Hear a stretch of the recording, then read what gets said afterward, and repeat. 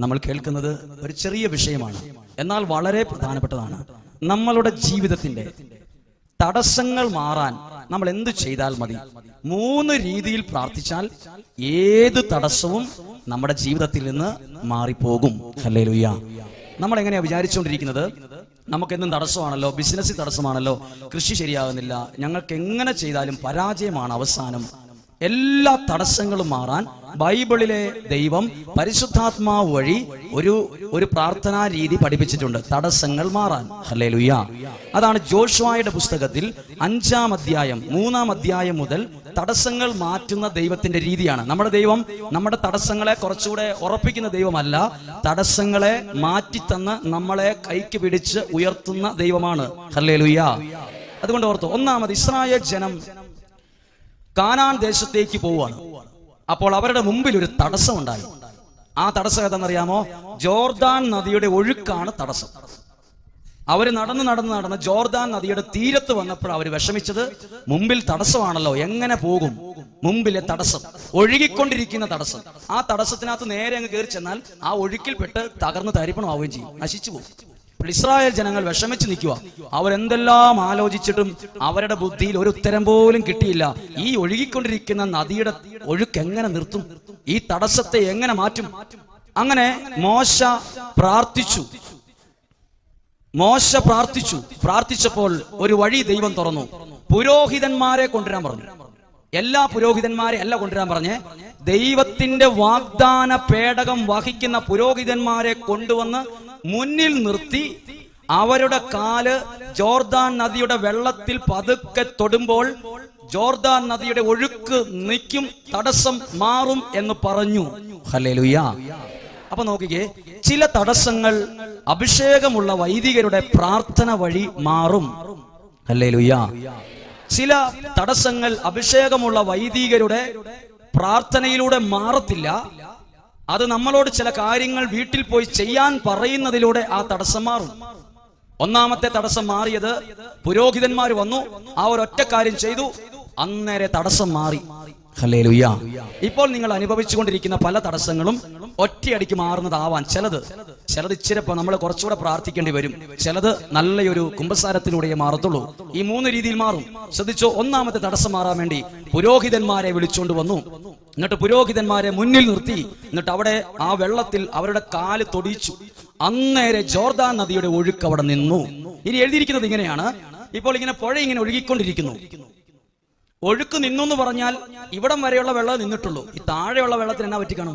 Bible എഴുതിയിരിക്കുന്നത് ഇങ്ങനെയാണ്, 3-ാം അധ്യായം 13-ാമത്തെ വാക്യം. വെള്ളം, മുകളിലുള്ള വെള്ളം അവിടെ ചിറ പോലെ കെട്ടി നിന്നു, താഴെ ഉണ്ടായിരുന്ന വെള്ളം വാർന്നുപോയി എന്ന് പറഞ്ഞ എന്താ അർത്ഥം? ആ വെള്ളം മുഴുവൻ പതുക്കെ വാർന്ന് പറ്റിപ്പോയി. ഹല്ലേലൂയ.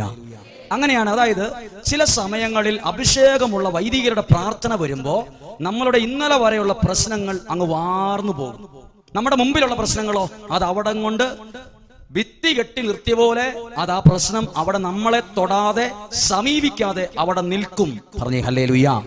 അതാണ് ശരിക്കും നമ്മൾ ഈ ധ്യാന കേന്ദ്രത്തിലൊക്കെ വന്ന് പ്രാർത്ഥിക്കുമ്പോൾ ചിലപ്പോൾ അവിടെയുള്ള ഏതെങ്കിലും ഒരു വൈദികൻ നന്നായിട്ട് പ്രാർത്ഥിക്കുമ്പോൾ നിങ്ങൾ സാക്ഷ്യം പറയും, ഞങ്ങളുടെ കുടുംബത്തിലെ പ്രശ്നങ്ങൾ അതോടെ മാറി. ഇതാണ് അതിന്റെ രഹസ്യം. ഹല്ലേലൂയ. അപ്പോൾ നിങ്ങൾ ചിന്തിക്കരുത് എല്ലാ തടസ്സവും ഇങ്ങനെ മാറുമെന്ന്. മാറത്തില്ല. ചില തടസ്സങ്ങൾ കുറച്ച് ദിവസങ്ങൾ പ്രാർത്ഥിച്ചാലേ മാറത്തുള്ളൂ. ഒരു തടസ്സം മാറി ഉടനെ ഇസ്രായേൽ ജനങ്ങൾ ആ തടസ്സമൊക്കെ മറികടന്ന് അവർ പോയി. കുറച്ചു ദൂരം ചെന്നപ്പോൾ മറ്റൊരു വലിയ തടസ്സം, ഒരിക്കലും മുന്നോട്ട് പോകാൻ പറ്റാത്ത തടസ്സമാണ്. അതാണ് ജെറീക്കോ പട്ടണത്തിന്റെ മതില്. അതിങ്ങനെ കുത്തിയാലും ഒന്നും താഴെ പോകുന്നതല്ല, ഉറപ്പുള്ള ഒരു വലിയ മതിലാ. ഇസ്രായേൽക്കാർ അവിടെ പോയി സങ്കടത്തോടെ നിന്നു, എന്ത് ചെയ്യുമെന്നറിയാതെ. അപ്പോൾ ദൈവം ഉടനെ പറഞ്ഞില്ല, പുരോഹിതന്മാരെ വിളിച്ചോണ്ട് വാ, പുരോഹിതന്മാരുടെ കാല് ആ മതിലേൽ ഒന്ന് പതുക്കെ തൊട്ടാൽ മതി, ആ മതിലിടിഞ്ഞ് വീഴുന്നല്ല പറഞ്ഞത്. പുരോഹിതന്മാരെ വിളിച്ചോണ്ടിരാൻ പറഞ്ഞു. അവർ കാഹളം ഊതണമെന്ന് പറഞ്ഞു. നിങ്ങളൊരു കാര്യം ചെയ്യണം, 7 ദിവസം ആ തടസ്സം മാറാൻ വേണ്ടി അങ്ങനെ ചുറ്റും നടക്കണം എന്ന് പറഞ്ഞു. ആദ്യത്തെ തടസ്സം മാറിയത് എങ്ങനെയാ? പുരോഹിതന്മാര് വന്ന് തൊട്ടപ്പോഴേ തടസ്സം മാറി. രണ്ടാമത്തെ തടസ്സം മാറാൻ വേണ്ടി ഒരു പുരോഹിതനെ വിളിച്ചുകൊണ്ട് വന്ന് ഏതെങ്കിലും ഒരു പുരോഹിതനെ കണ്ട് തൊടിച്ചാൽ മതി എന്നല്ല പറഞ്ഞത്, നിങ്ങൾ ചെയ്യണം. പുരോഹിതന്മാർ ആദ്യം ചെയ്ത് തടസ്സം മാറി. രണ്ടാമത്തെ തടസ്സം മാറാൻ അവരോട് പറഞ്ഞു, നിങ്ങൾ വട്ടം നടന്ന് 7 ദിവസം പ്രാർത്ഥിക്കണം. ഹല്ലേലൂയ. നമ്മൾ എന്തിനാണ് ചില തടസ്സങ്ങൾ പാറാൻ നിയോഗം എഴുതിയിട്ട് പ്രാർത്ഥിക്കുന്നത്? അതായത് എല്ലാ തടസ്സങ്ങളും ചിലപ്പോൾ ഒറ്റയടിക്ക് പോകത്തില്ല. ചിലത് നമ്മൾ 21 ദിവസം പ്രാർത്ഥിക്കുമ്പോഴായിരിക്കും നമ്മുടെ മുമ്പിൽ ജോർദാൻ അല്ല ജെറീക്കോ പട്ടണത്തിന്റെ മതിൽ പോലെ ഒരിക്കലും മുന്നേറാൻ പറ്റാത്ത തരത്തിൽ ഉയർന്നു നിൽക്കുന്ന, നമുക്കെതിരെ നിൽക്കുന്ന, നമുക്ക് പേടി തരുന്ന, നമ്മളെ ഭയപ്പെടുത്തുന്ന ഈ മതില് പോകണമെങ്കിൽ നമ്മൾ കുറച്ച് ദിവസം ത്യാഗത്തോടെ പ്രാർത്ഥിക്കണം. പറഞ്ഞേ ഹല്ലേലൂയ. അതാണ് ജോഷുവയുടെ പുസ്തകം 6-ാം അധ്യായത്തിൽ എഴുതിയിരിക്കുന്നത്. ജോഷുവ ഈ വിവരം ബൈബിളിൽ രേഖപ്പെടുത്തിയിരിക്കുന്നത് അവർ 7 ദിവസം പ്രാർത്ഥിച്ചു. 7ാമത്തെ ദിവസം പ്രാർത്ഥിച്ചപ്പോൾ അവരാരും ഉന്തിത്തള്ളിയല്ല, ആ മതില് മുഴുവൻ ഇടിഞ്ഞ് നിലത്തേക്ക് അങ്ങ് ഇരുന്നു പോയി. ഹല്ലേലൂയ. ആ പ്രശ്നം എങ്ങനെയാ മാറിയത്? അവര് പ്രാർത്ഥിച്ചപ്പോൾ. ഇനി 3ാമത്തെ തടസ്സം, കുറച്ചുകൂടെ ദൂരം അവർ ചെന്നപ്പോഴാണ് ആയി പട്ടണം യുദ്ധത്തിന് വരുന്നത്. അവർ യുദ്ധത്തിന് പോയി, അവർ പരാജയപ്പെട്ടു പോകാൻ എന്നാ കാരണം എന്ന് ചോദിച്ചു. ഒരു തടസ്സം. ഇനി നിങ്ങളുടെ ആരുടെയും ജീവിതത്തിൽ വിജയത്തിന് തടസ്സമുണ്ട്, വിജയത്തിന് തടസ്സമായി നിൽക്കുന്നവരുണ്ടെങ്കിൽ ഓർത്തോ, അന്നേരം എന്താ പറഞ്ഞറിയോ? ദൈവത്തിന്റെ വാക്കിതാണ്, നിങ്ങളിൽ ആരോ പാപത്തിലാണെന്ന് പറഞ്ഞു. അപ്പോൾ പാപത്തിലുള്ള ആളെ കണ്ടുപിടിച്ചു. ആഖാൻ എന്നയാളാണ്. ബൈബിളിൽ എഴുതിയിരിക്കുന്ന സമയക്കുറവുള്ളത് പറയുന്നില്ല.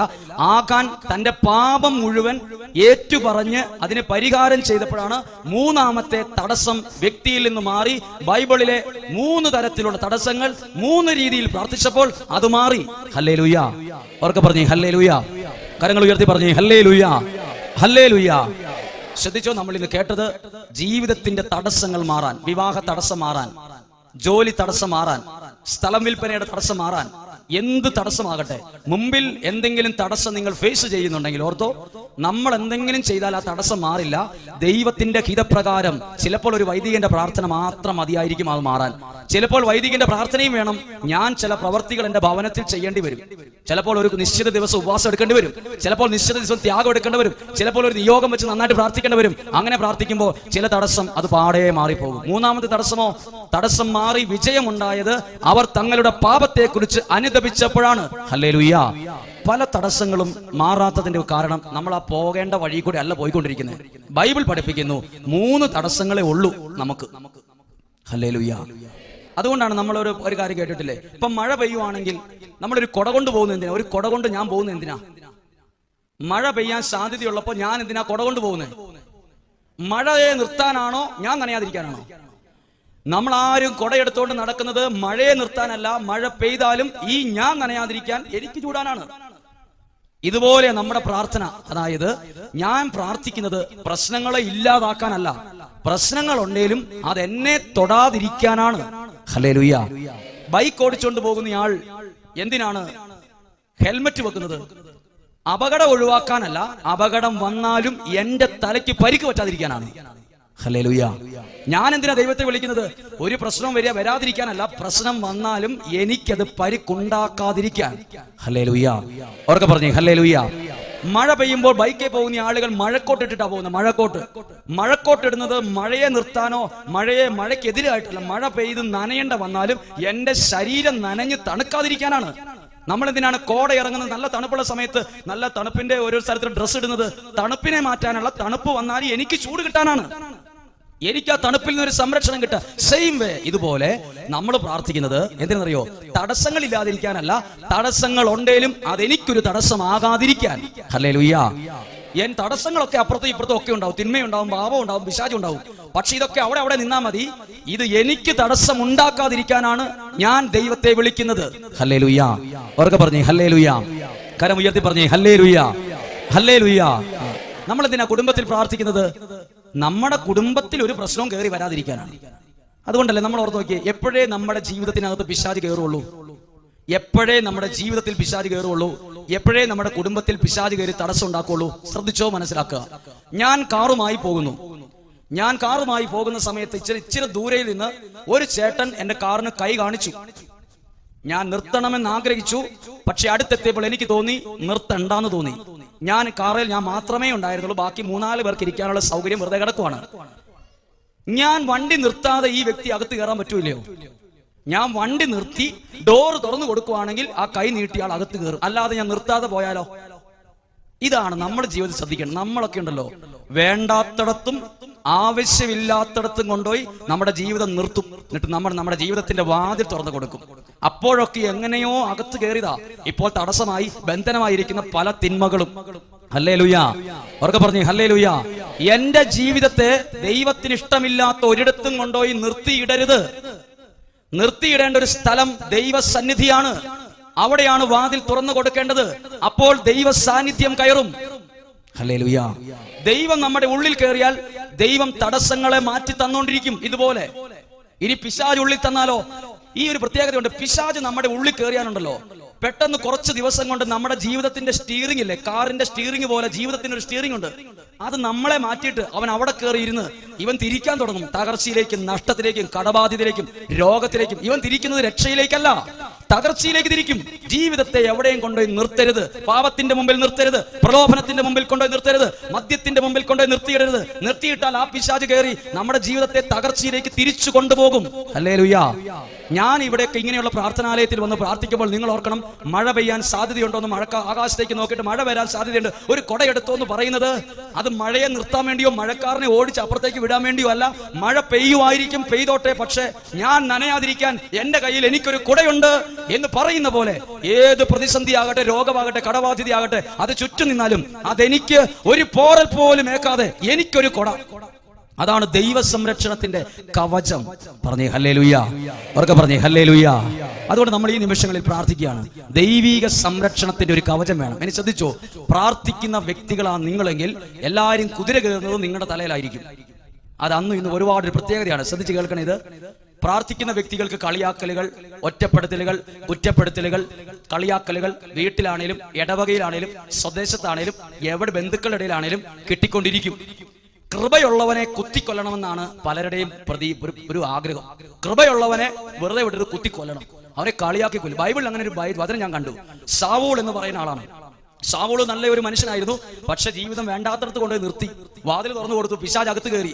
അപ്പോൾ പിശാച് അകത്ത് കയറിയപ്പം ഈ സാവൂൾ കിടന്ന് വിലപി ഭയങ്കര അസ്വസ്ഥത ഉണ്ടായപ്പോൾ മറ്റു കൂടെ ഉണ്ടായിരുന്നവർ പറഞ്ഞു, ഇവിടെ ഒരു ചെറുപ്പക്കാരനുണ്ട് ദാവീദ്, അവൻ വന്ന് നിങ്ങളുടെ കൊട്ടാരത്തിൽ ഇരുന്ന് കിന്നരം വായിക്കുവാണെങ്കിൽ നിങ്ങളുടെ ഉള്ളിൽ നിന്ന് പിശാച് പോകുമെന്ന് പറഞ്ഞു.